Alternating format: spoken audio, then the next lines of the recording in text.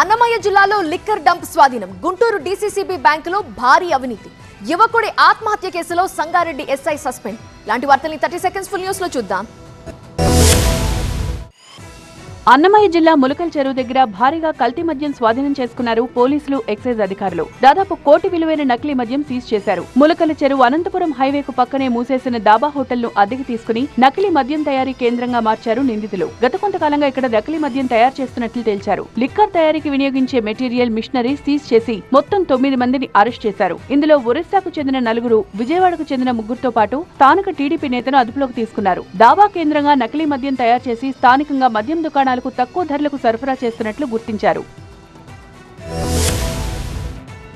గుంటూరు జిల్లా గురజాల సహకార బ్యాంకులో భారీ అవినీతి బయటపడింది. కోల్డ్ స్టోరేజ్ లో మిర్చి నిల్వ లేకపోయినా ఉన్నట్లు చూపించి 12 కోట్ల లోన్ పొందారు. సహకార బ్యాంకులో జరిగిన అవినీతికి సీనియర్ శాసనసభ్యులతో ప్రభుత్వం హౌస్ కమిటీ వేసిందన్నారు బ్యాంకు చైర్మన్ మల్లికార్జునరావు. నకిలీ పాస్బుక్ల ద్వారా డబ్బులు తీసుకున్న వారు ఎంతటి వారైనా వదిలే ప్రసక్తే లేదని తెలిపారు. వైసీపీ ప్రభుత్వంలో సహకార సంఘాల్లో అవినీతి జరిగిందన్నారు. కూటమి ఏర్పడ్డాక సహకార సంఘాలను బలోపేతం చేసే దిశగా అడుగులు వేస్తున్నామని తెలిపారు. మధ్యతరగతి రైతులకు ఉపయోగపడే విధంగా సహకార సంఘాలు తోడ్పాటు అందిస్తాయన్నారు.